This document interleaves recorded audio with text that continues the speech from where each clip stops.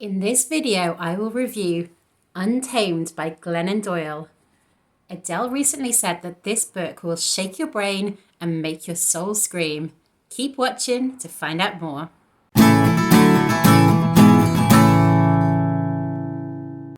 Hi, I'm Linda and welcome to my YouTube channel Better You Books, where I read and review books that help you to become a better version of yourself. In today's review of Untamed by Glennon Doyle, I will tell you my thoughts, my key takeaways, and favourite quote before letting you know who I recommend this book for and giving it a rating out of 5. So keep watching till the end to see what score I gave it. This book was pretty exciting for me because it was the first time in ages that I've read a book outside of my own house. I read this book on public transport, I read it in parks, I even read it in cafes. I hadn't heard of Glennon Doyle before this book. And to be honest, I wouldn't have chosen it based on this cover or on the description on the back. But I had seen rave reviews of this book everywhere. Reese Witherspoon chose it as one of her book club picks.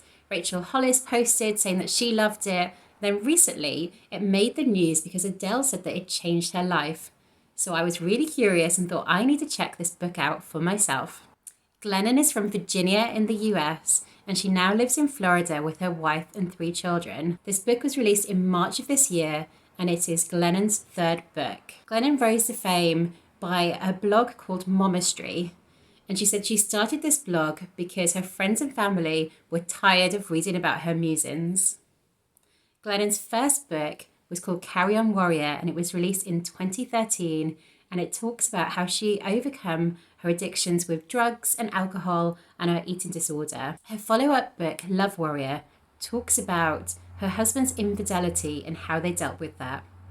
And then when she was on the book tour for that book, she met her now wife, Abby, and her life imploded.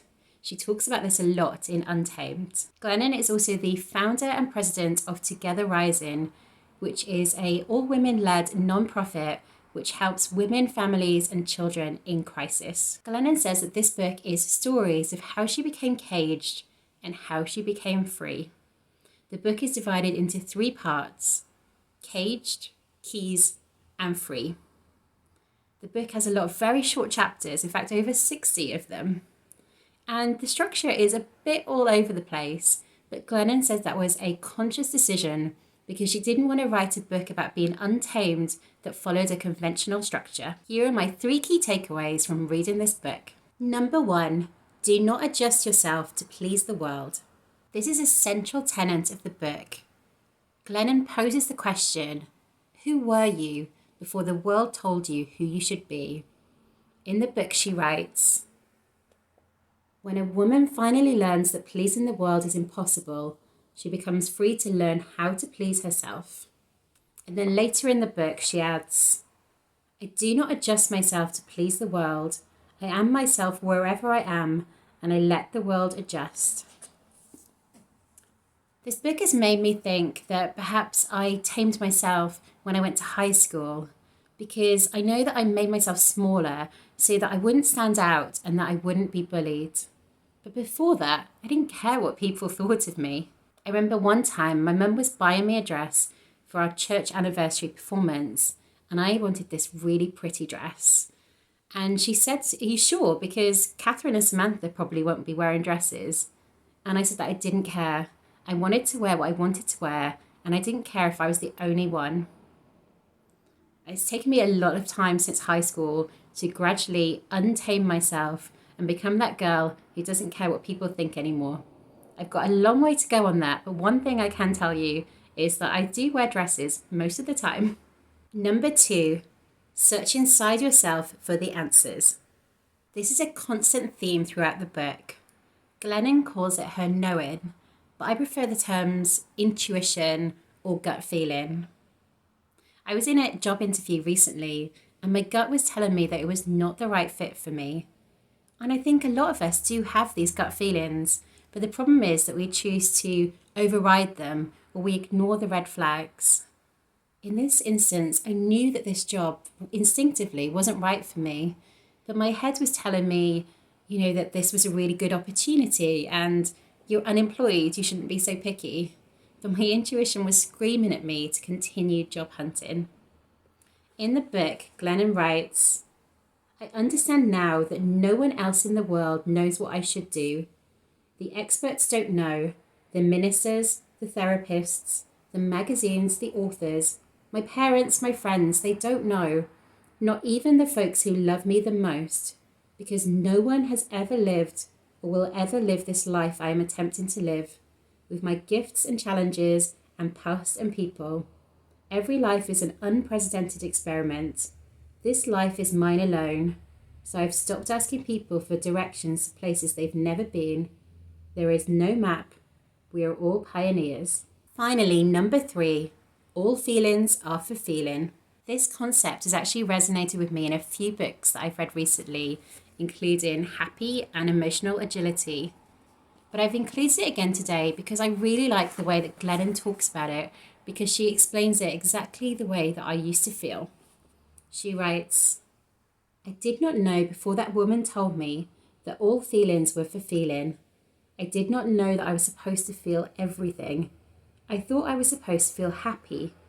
I thought that happy was for feeling and that pain was for fixing and numbing and deflecting and hiding and ignoring. I love quotes, and this is my favourite one from the book. Once we feel, know, and dare to imagine more for ourselves, we cannot unfeel, unknow, or unimagine.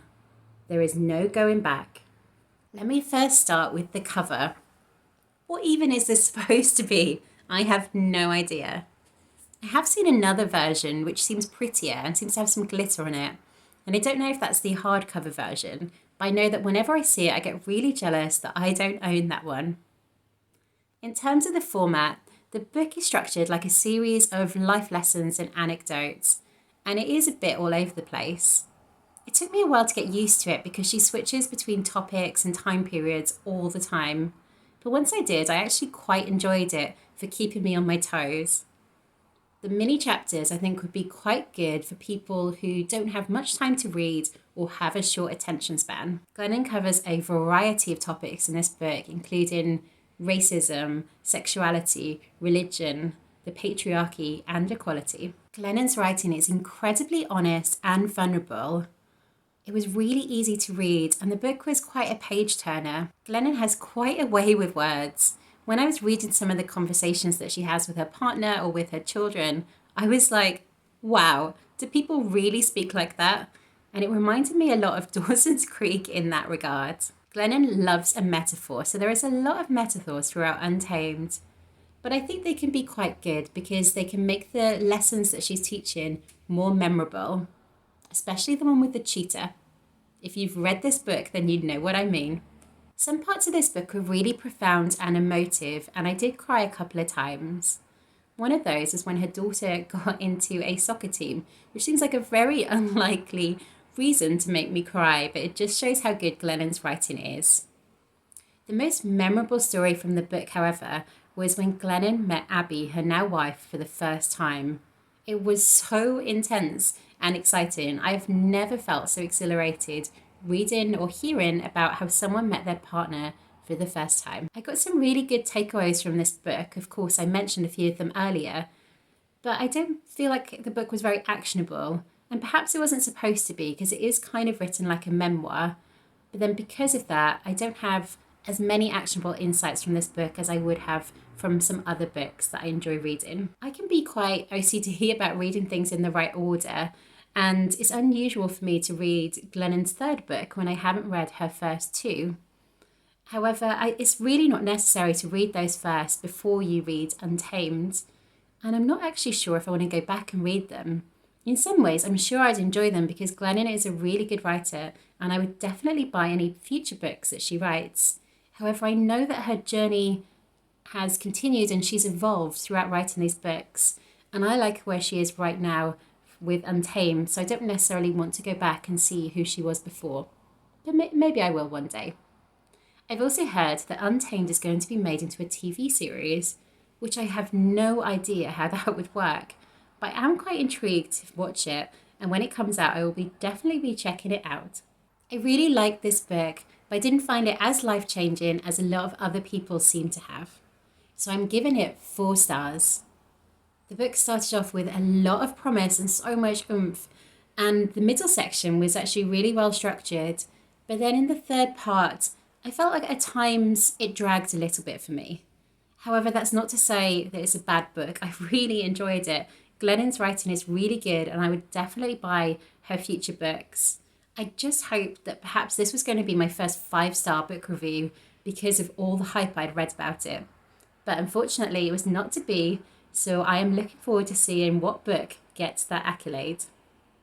I would recommend this book to all women, although I'm sure that men could get a lot out of it too, but it's definitely aimed at women. I think that women with husbands and children and those going through a marriage breakup perhaps could get even more out of this. So what did you think? Do you want to read this book for yourself? If so, then drop me a comment to let me know. If you want to find out more information on Glennon or find links to the book, then check out the description below. If you prefer listening to books rather than reading them, this book is also available on Audible and is narrated by Glennon herself. If you don't actually have time to read right now, this book is also on Blinkist, and you can read the key takeaways in just 15 minutes. Next time, I will be reviewing The Squiggly Career by Helen Tupper and Sarah Ellis. I bought this book when I was made redundant to try and work out what I should do next with my career, but I would actually recommend this as an essential read for anyone at any stage in their career. Watch next time to find out more. I hope you enjoyed this video. If you did, then please click subscribe and hit the notification bell so you can be the first to know about my future videos. If you're not already, then also please follow me on Instagram. I'm at Better You Books, and I post book inspiration and motivational quotes. I hope you have a wonderful week, and I look forward to seeing you next time.